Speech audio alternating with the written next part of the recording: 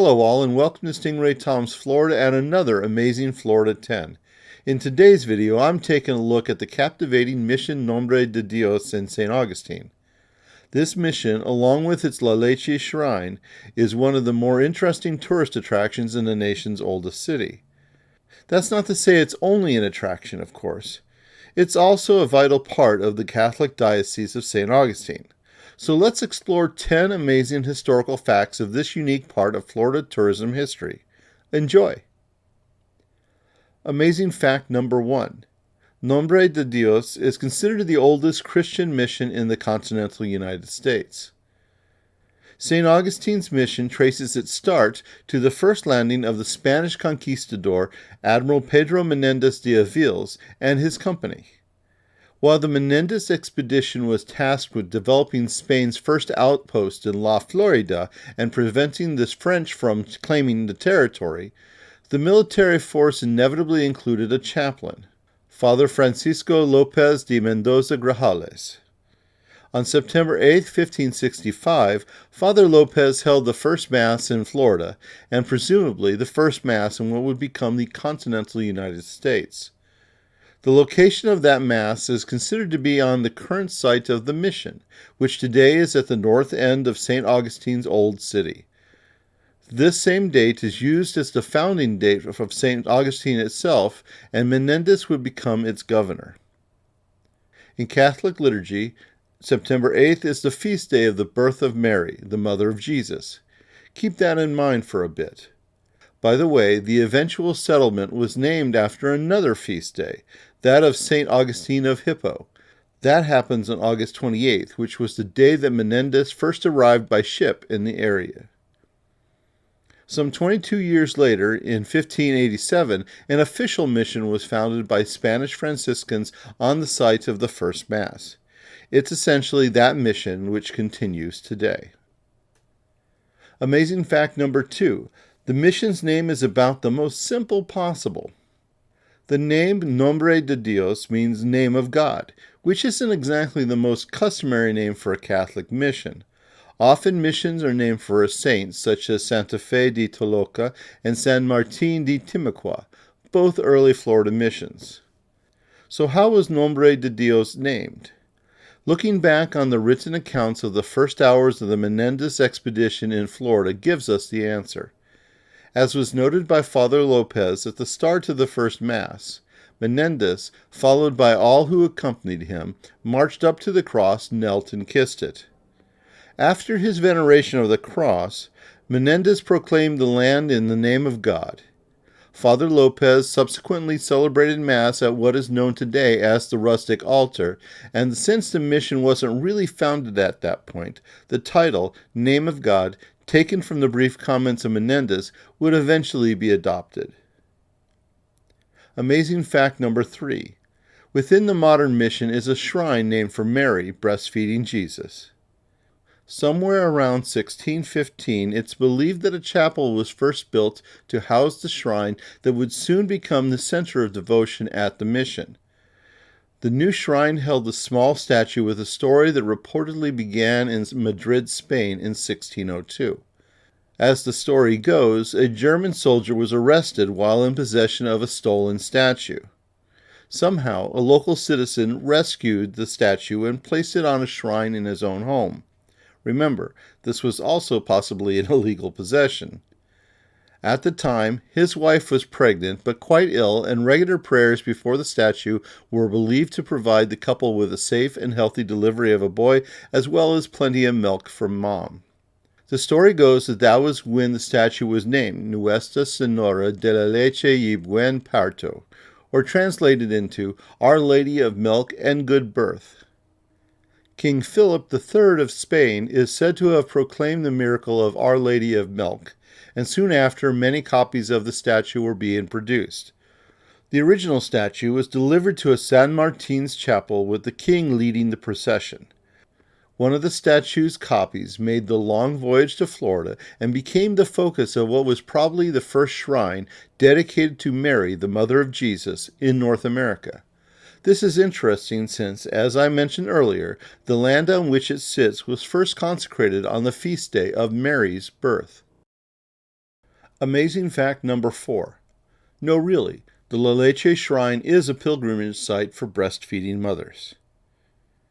Ever heard of the Leche League? It's an international nonprofit organization managed with the purpose of helping mothers worldwide to breastfeed through support and education and promoting a better understanding of breastfeeding as an important element in the healthy development of the baby and mother. Founded in 1956 near Chicago, Illinois, the 7 founders of La Leche, who all happened to be Catholic, were inspired by the name of the St. Augustine Shrine and its focus on breastfeeding. The shrine itself has been a pilgrimage site for people hoping for a healthy pregnancy and childbirth, as well as an appropriate amount of nourishing milk. Amazing fact number 5. The story of Father Francisco Lopez de Mendoza Grajales. For the first Mass, Father Lopez had an altar constructed of palmetto trunks on the beach near the river. This is, like I said before, now called the rustic altar. A replica of that altar can be seen today and has been on the grounds of the mission close to the water for many years, as shown in these images. Father Lopez was originally from Jerez de la Frontera in the far south of Spain. In the New World, he had 2 roles in his work. The first was ministering to the Spanish, of course, and the second was the conversion of the local indigenous peoples to Catholicism. The reports of his success were quite positive, but so were nearly all reports of the Christianization of indigenous people throughout the Americas. This 1947 shrine booklet writes, "The triumph of their conversion was not an easy one, but Father Lopez and the priests who followed him were so successful that tribes to whom they offered Christianity became peace-loving natives to be known throughout history as the Mission Indians." In reality, estimates of the population of indigenous people range from 100,000 to 300,000 in what would become Florida prior to the settlement of St. Augustine.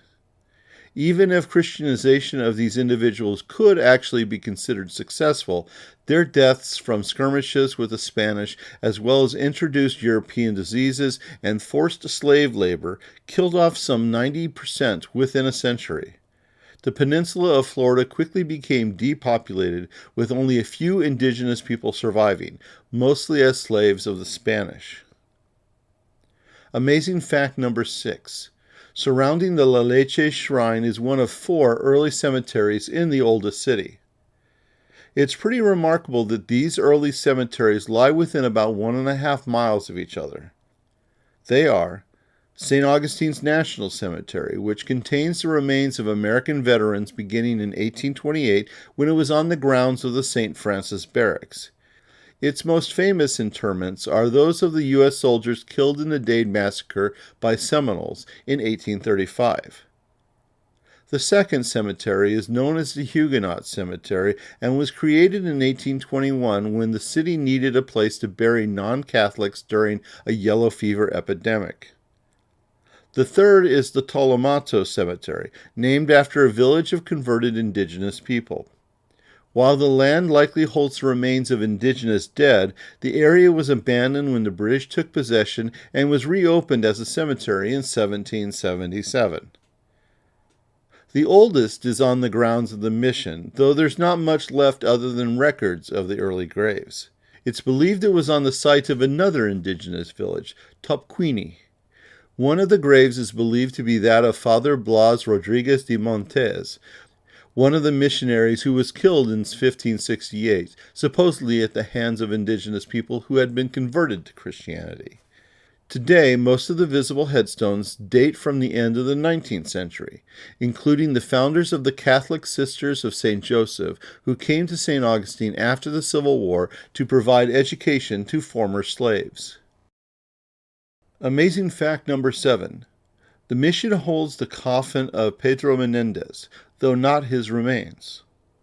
Governor Menendez left St. Augustine in 1567 to return to Spain, less than 2 years after his arrival. He visited St. Augustine only once more, in 1571, ironically as a shipwreck survivor. 3 years later, after being named the governor of Cuba, Menendez contracted typhus and would die upon sailing to Spain in September 1574, barely 9 years after the founding of the oldest city. He would be entombed in the far north of Spain in his home city of Aviles. In 1924, 350 years after his death, Aviles chose to gift St. Augustine and the mission with the governor of Florida's coffin and what was left of his headboard. It's asserted that not long before he died, he expressed the hope that he would return to Florida and not leave it for the rest of his life. And while Aviles chose not to present the remains to the city, they did send this fascinating object. And by the way, I'll refer to it as a coffin and not a casket, but feel free to discuss the differences between the two in the comments. This is an outer casket, in which his remains would have been held in a smaller casket. As can be seen, it's black with a gloss surface and is painted with gold lettering and 3 skull and crossbones. Along with the coffin came the remains of his headboard. That's probably a plaque that was originally placed at the head of the coffin. Loosely translated, the coffin inscription reads, "Here lies buried the noble knight Pedro Menendez de Aviles, from the provinces of Florida. He was commander of the Order of Santiago and was made Captain General of the Catholic Army by King Philip in the year 1574. He died in Santander, Spain on September 17 in the same year at the age of 55. His remains remain in Aviles and are held by the Church of Franciscan Fathers. They're in a surprisingly small marble urn near the altar. Apparently, they've been moved from place to place over the centuries, and only a small amount is left. Amazing fact number 8. The current Leche Shrine only dates from 1915, but there were probably 3 chapels built earlier. As we've seen, the small statue of Nuestra Senora de la Leche arrived at the start of the 17th century, and it's believed that the first chapel was built at that time. Little is known about it other than it was probably built of local coquina stone, the same material of which the Castillo de San Marcos is constructed. Archaeological studies suggest that the foundations may have been found and date to around the 1670s. The next information that I find shows that a second chapel was built around 1702. This was also a stone chapel. It was destroyed in 1728 during an attack on St. Augustine by British forces. It was also at this time that the original Leche statue was destroyed. The chapel and mission grounds were located outside the main city wall and were vulnerable to attack. This could have been the final chapel, since the Spanish ceded Florida to the British in 1763, though they regained possession 20 years later. But the second Spanish era in Florida only lasted until 1821, when Florida would become a U.S. territory. Still, the history of the mission and shrine were important enough that the Catholic Church was willing to enter a dispute about the land with the U.S. government, which owned it after taking possession of the territory. The land title dispute was only resolved when the Catholic Church purchased the land in 1875. St. Augustine's Bishop Verreaux supervised the building of a new chapel that same year, though it was destroyed in the hurricane season of 1876. It appears from records that there were 2 Category 1 hurricanes that passed by the St. Augustine area. The current chapel is once again stone construction and is of the Mission Revival style with stepped parapet walls and a tiled roof. Dating from 1915, it's technically one of the newer structures in St. Augustine that is a tourist site. Finally, in 1938, Bishop Barry of St. Augustine commissioned artist Joseph Duer to create a copy of the statue based on the original, which was then residing in the Church of San Luis in Madrid, Spain. Amazing fact number 9. There's a fascinating diorama of the first Mass held by Father Lopez. The 1947 Shrine booklet states that a 6-foot-long diorama was also created by Joseph Duer in 1938. The diorama illustrates the scene of Father Lopez's Mass on September 8th. It was constructed out of white pine, and the scene was based on early maps and the notes from the expedition. As for a description of the scene, In the center is the rustic altar with Father Lopez conducting the Mass of Thanksgiving. On the right side, in blue, kneels Menendez, who is holding a banner of Spain. Nearby is a kneeling soldier in plate armor. On the left side is an indigenous person who is kneeling in worship before a cannon. The soldier on the left is pointing to the altar and the cross as the proper objects of worship. In the center, another indigenous person correctly faces the altar. The building to the left represents the type of communal house that the Timucua tribe were said to have constructed and which the Spanish stayed in after landing. The log stockade was built quickly since the French, under the command of Jean Ribault, were only some 40 miles north at Fort Caroline, which had been established the year before. Menendez would capture and execute Ribault and nearly his entire force of 350 soldiers on September 29th, only 21 days after this scene played out. That event would give the river alongside St. Augustine a new name, the Matanzas River. Matanzas means slaughter in Spanish. In the background of the diorama sit Spanish ships at anchor. These are 3 of the small fleet of 5 that Menendez commanded. A fleet of at least 3 vessels was needed to make any discovery or colonization official under maritime law. Now you know why Columbus sailed with the Nina, Pinta, and Santa Maria. Amazing fact number 10. The Great Cross is the tallest cross in the U.S.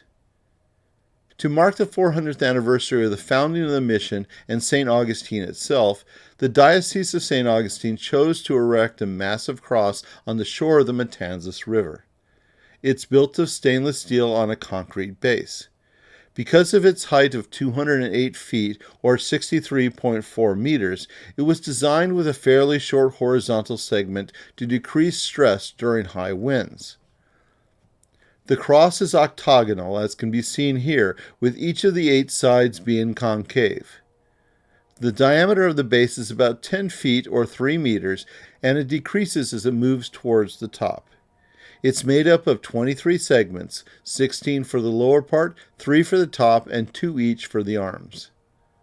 It was constructed in 1965 for the anniversary, but wasn't dedicated until October 1966. Archbishop Morcillo of the Archdiocese of Madrid, Spain, led the official dedication. At the time, it was the tallest cross in the U.S., and surprisingly, at an age of 56, it's still the tallest. There are 2 other crosses that are close, but they are more than 10 feet shorter, including one in Orlando. Since it's over 200 feet, the Federal Aviation Administration considers it a flight hazard, and is required to be lighted. While buildings generally require red lights, the Great Cross is considered to be a non-standard structure similar to moored balloons, chimneys, and church steeples, and can be floodlighted by fixed searchlight projectors installed at 3 or more equidistant points around the base. The lights are bright enough that it can be used for navigation about as often as the lighthouse, only a few miles away. The Mission Nombre de Dios is one of the quieter spots in St. Augustine, a city that is usually bustling with tourists and locals. But the mission is different. It's park-like, and visitors are typically quiet, as it really is a place for contemplation. Walking its paths is relaxing and satisfying. The grounds are beautiful, and there are many stories of human lives to be explored in its buildings, cemetery, and monuments. It's an important part of Florida's history and a vital part of the St. Augustine community. In October 2019, the U.S. Conference of Catholic Bishops elevated it to national shrine status. It's been scheduled to receive a canonical coronation since 2020, but the papal bull that would be presented by an envoy of the Pope has been postponed. Thank you once again for watching another of my videos. I hope you've enjoyed it. If you did, please hit the like button and subscribe to the channel to learn more about Florida tourism history. Stingray Tom's Florida, traveling through time around the Sunshine State.